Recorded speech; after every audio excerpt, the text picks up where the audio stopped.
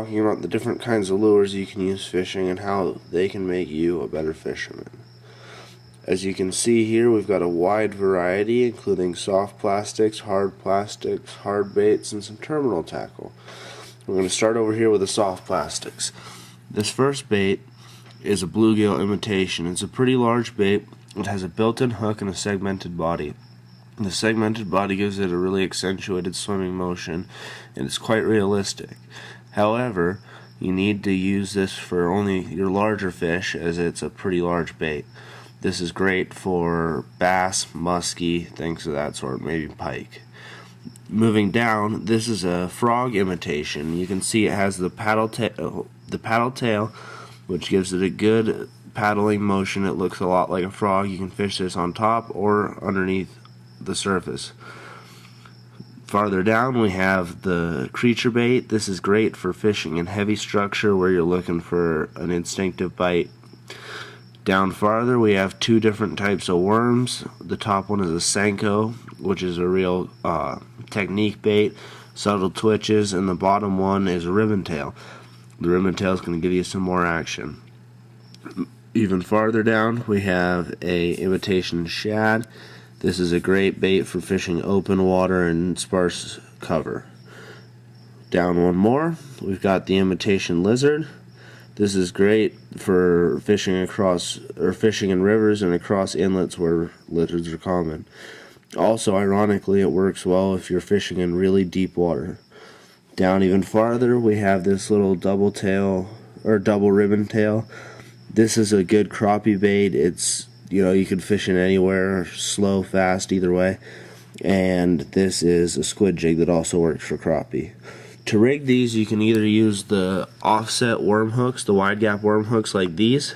The top three, those are just some different sizes. They're really versatile in how you can rig them. You can do it weedless. They're nice because you can choose how much weight you want to add and you just fish the weight on the line. Farther down, you've got the jig heads.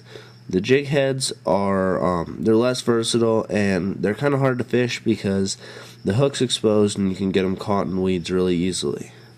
Moving on from the soft plastics onto the hard plastics, this top one is a perch pattern, and it is also a jointed bait like the bluegill pattern was in the soft plastics. You can see the big lip that helps it dive to depths of up to 20 feet, and it also gives it a wobble that makes it look like a fish swimming. Moving down, we've got a topwater walk the dog bait, which moves back and forth to look like a fish struggling on the surface. These are really fun and exciting baits to fish.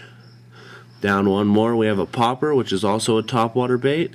That is made to imitate a bait fish jumping out of the water to avoid a predator. One more down, we have another crankbait like we did on top. This is not a jointed crankbait. You can see it also has a large lip and a weighted lip, which helps it dive even deeper.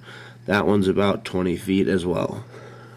Down a little bit farther, we've got a bigger bodied crankbait, a little bit different shape, and it's got a small lip that keeps it shallow. This one runs like around 3 to 4 feet, and that's a shad pattern. Down even farther, we've got more of a minnow pattern with a larger lip. That's going to run you about 10 to 15 feet, and you can use that for trolling as well. The more minnow-like patterns do better trolling. Now this here, obviously, is not a minnow pattern. It's a small lip crankbait. It's going to dive 2 to 3 feet. Great for shallow, murky water. As you can see, it's got really bright colors, which, as I said, are good for murky water. Over here, this is a lipless crankbait, and it has a really unique wobble. This is a bluegill pattern, and it can be fished as shallow or as deep as you want, as it's a sinking bait. Moving up here, we've got a spinner. This is a single blade spinner with 2 beads and a single hook. This is a large spinner, and its tip is used for salmon and steelhead. Down a little bit lower, we've got another single blade spinner. This has a treble hook on it, and it also has a tail. The tail acts like the tail of a fish. The spinner spins around and flashes like a wounded bait fish. Farther down, we have a smaller smaller spinner. It has a treble as well and is used for smaller trout.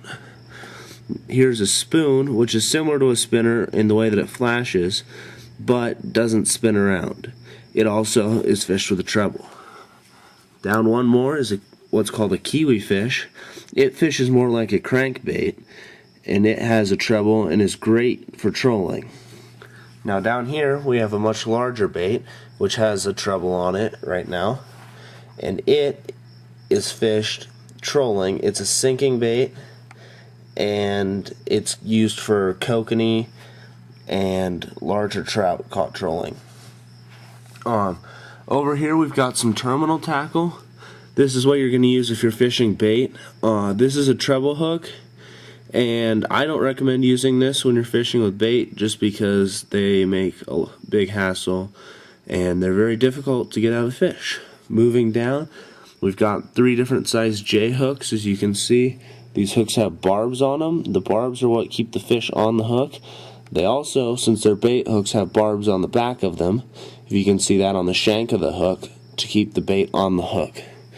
Moving down, we've got more of a circle hook, which is what people are starting to move towards, as they're a lot easier on the fish, and they're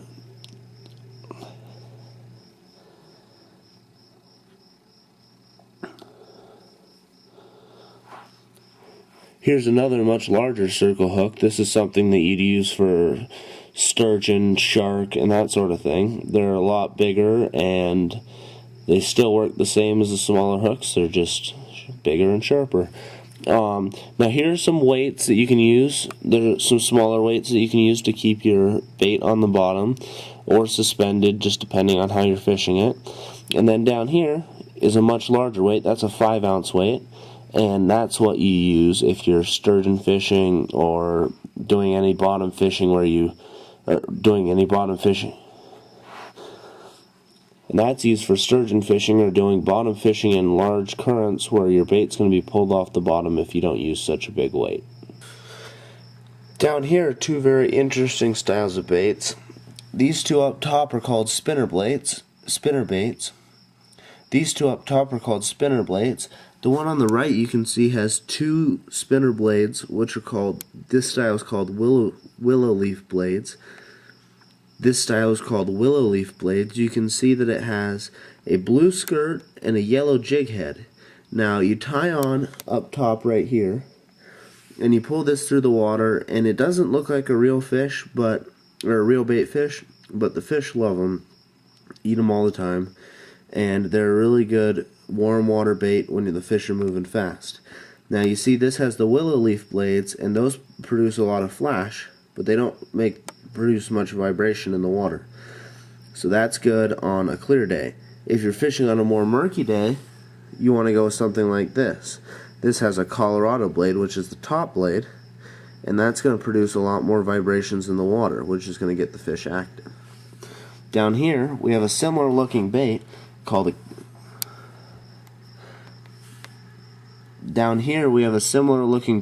buzz bait. Now you can see that this has a blade on it that looks like a propeller. The propeller sits on top of the water and chops up the water to make it seem like the fish are running away from a predator. It works much in the same way as the popper and is also very exciting to fish. So, no matter what bait you choose, hopefully you catch fish and have a good time. For more information about fun things to do outside, check out the link below. And yeah, those are some of them. So it was